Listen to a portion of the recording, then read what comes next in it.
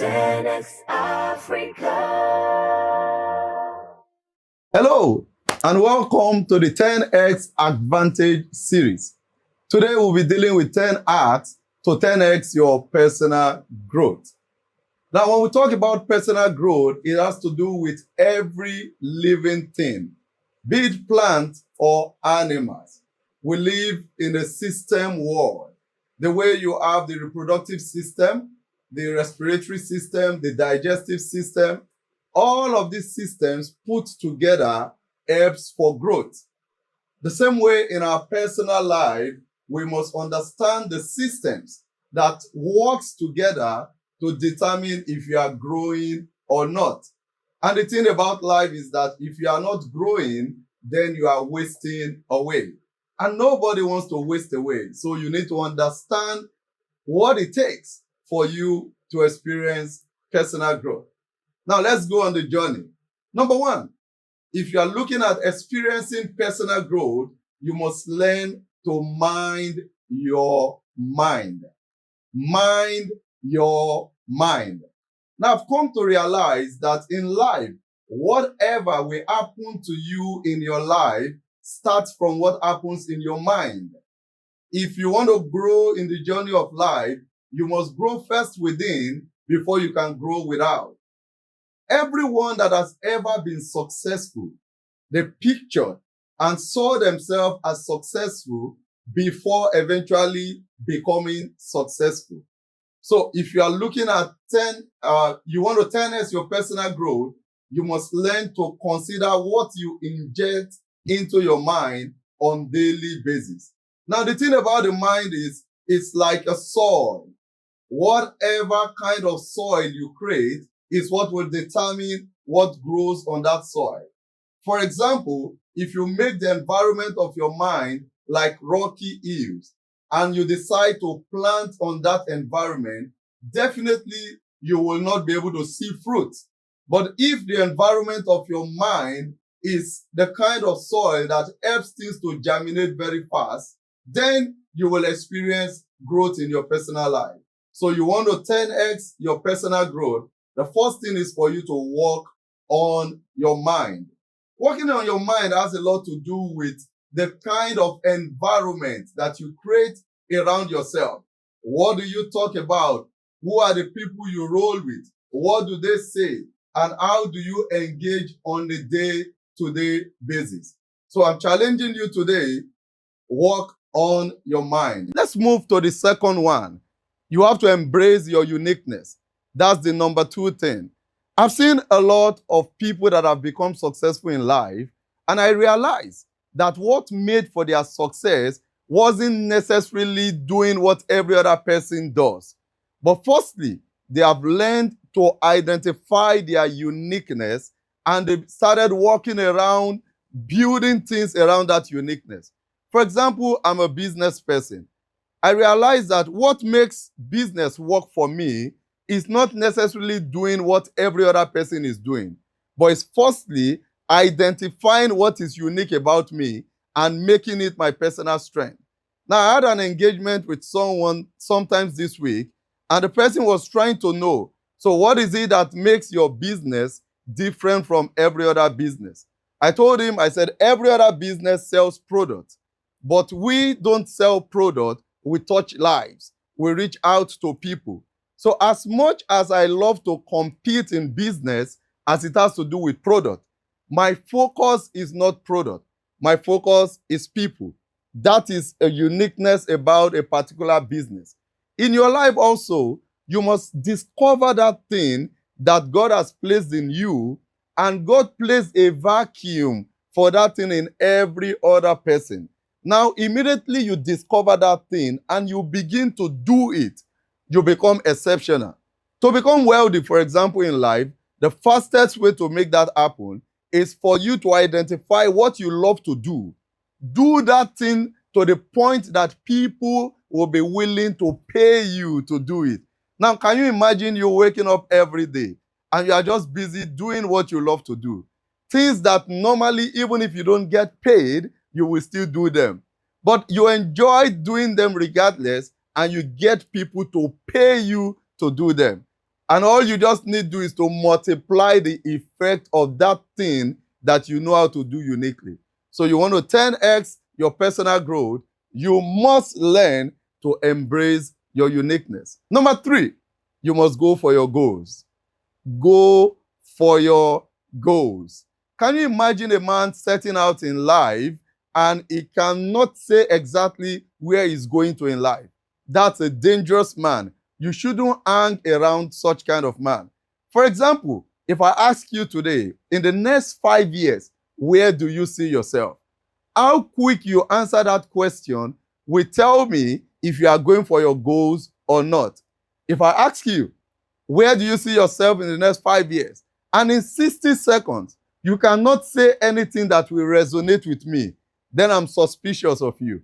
Then I'm doubtful if you truly know what your goals are and how you want to achieve them.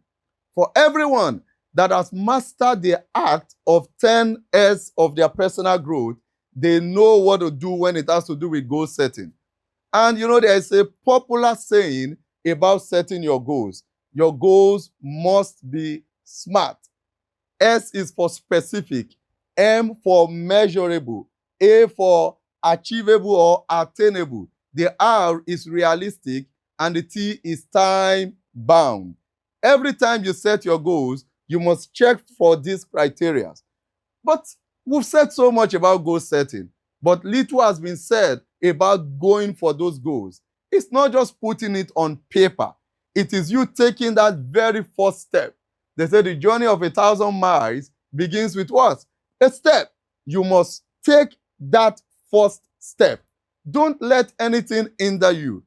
But the thing about people is because when you don't have a clear goal, you are confused as to what first step you need to take. But there's another dimension to it. Even when you are not sure about what the destination will be like, it is always better for you to take that first step. Start moving, and you will be surprised that things will begin to fall in line.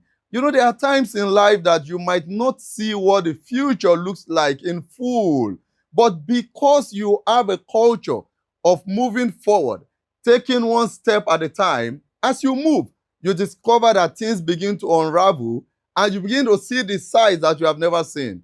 But for people that sit down and wait for things to happen, things never happen. Let's take number 4 now. Confront your fears. Now, have you ever wondered that there were times you wanted to do things in your life, and because you were afraid to move, you didn't do that thing? And all of a sudden, you realized that someone somewhere took that bold step, did the same thing that you wanted to do, and got the result that you have always desired. It has been said that in life, it is not that people are not afraid, but those that are successful, they have mastered the act of moving forward despite their fears. And that is what it means to be courageous. So if you want to 10x your personal growth, you must learn to confront your fears. I give an example. You want to take on a project and it requires certain amount of money for you to get it done.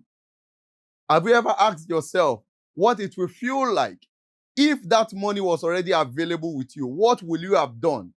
If you can learn to start doing those things that you would have done if you were to have that money, you will suddenly realize that what looks like is not enough will be more than enough with time. I don't know what those fears are. For you, it might be that you want to take up another degree, or you have never been to any university. And it has always been a fear, like, how am I ever going to make this happen? The first thing you do is go get that form, register for that exam. Are you afraid if you are going to fail or pass the exam? You can't tell until you get there first. Write the exam. Now you want to become an entrepreneur, and maybe right now you are still earning salary. And the fear of what happens when I step out into business. Until you step out, you can't tell what will happen. I've seen and read stories of so many people that confronted their fears, and just by doing that, they change the narratives of their life. I don't know what your family situation looks like, but I tell you, everyone that ended up rewriting the stories of their families were people that decided to confront the fears that stood before them and kept moving despite their fears. We'll move to the next one, which is strategic positioning. I have a friend that we always say, nobody gets to the top by themselves. You are always brought to the top. If you have seen any successful man, take note, what they always do is ensuring that they are well positioned for success. If you have seen people that are struggling in life, check their environment, check their immediate network. That is most likely the reason why they are struggling. Everyone that wants to 10x their personal productivity must learn strategic positioning. You know, I've seen people that for them to gain access to a particular place, they have to go and take up a job that looks like a low-skilled job, even though they are high-skilled people. Can you imagine somebody that is a master's degree holder and goes to maybe a Dangote or an Otedola to take up a cleaning job? Now, because he took up that cleaning job and started doing cleaning chores in Dangote's house, at some point, Dangote will notice that there's something different about this guy. He is not just a cleaner. He's a cleaner with a difference. What did he do? He decided to change his network. Normally, the network he belonged to by positioning were friends that together they are all looking for employment. And it's becoming difficult because of the state of the nation. We're in a situation right now that even PhD holders are struggling for jobs that BSc holders should be doing. So if you find yourself in that kind of environment, you must understand the power of strategic positioning. And all that has to do with is networking, ensuring that you are at the right place at the right time, rolling with the right people. Because information is powerful. That's the power of strategic positioning too. Some of the people that have turned out to become very successful in life, all they did was they rode on information. They were in the right place at the right time, and an information is being shared about something. I remember someone that ended up becoming the largest supplier of tissue paper to a multinational company. Now, it was just in an environment where they were discussing that they needed somebody that can be doing this. It wasn't part of his business at all. But because he found himself in that network, he got into that multinational supplying tissue paper. From tissue paper to office utensils. From office utensils, he started supplying some machineries that were totally out of his knowledge space as at when he started the relationship with that multinational. There's power in strategic positioning. And the best way to get into that level is to connect with the right people. There are people you hang around that they might not give you money directly, but because you are in their environment, you find yourself in their space, it makes you visible. It makes you notable. I give another example of a young lawyer that was struggling to do well in his law practice. And he walked up to a senior lawyer just across the road and went to the senior lawyer to explain, "Sir, I'm so smart, I'm good, but I'm struggling with this law practice. I'm almost giving up." And you know what the senior lawyer told him? He said, "I'm just going to do one thing, and that one thing might change the dynamics of your business." Now, they both are on a very busy street, more like the Wall Street of business or the Broad Street. And after all the talks, all the senior lawyer did was to hold him by his hand and walked him across the street to the other side of the street where he has his own office. Now, to his amazement, after that walking together, he started getting people coming. Clients started pouring in. Obviously, the people that saw them together automatically assumed that for this young man to be close to this expert lawyer, definitely they should be working at a level that should make us be able to relate with the lawyer. And that was it. His business changed totally. That is the power of strategic positioning. It can 10x your personal productivity. So the next, update your software. I remember some times ago, I was at the verge of changing my phone. I felt frustrated because I've been using the phone not for too long. Suddenly, I realized that the phone wasn't performing at optimum capacity. Thankfully, I spoke to a friend and said, "What's happening? This iPhone, I got it not too long, but it's not performing the way I expected." And he checked it and said, "Oh, you've not updated the software. There's a new software out there, and your phone has been telling you to update. You have not updated. That's why XYZ feature that you expected to work at certain capacity wasn't working." And sincerely, immediately I did that, the performance of the phone increased. That is the same way when we live our lives. If we don't learn to update our software, we can't perform at optimum capacity. Now, when we talk about 10x your personal growth, it requires that every season you understand what it takes for you to be at the top of the pack. If you go to our schools today, for example, especially in Africa, in Nigeria, for example, you realize that some of the professors that take classes are people that have been taking those classes for 20 years, 25 years, 30 years. And the same notebook, lesson notes that they have used for 20 years is the same they are still using. Now, you see students passing through them and getting out of the university, and they start struggling because the things they were taught, even as at when they got into 100 level, was obsolete 10 years ago. You don't want to live your life that way. So everyone that is focused on building personal growth must learn to always update your software. And how do you do that?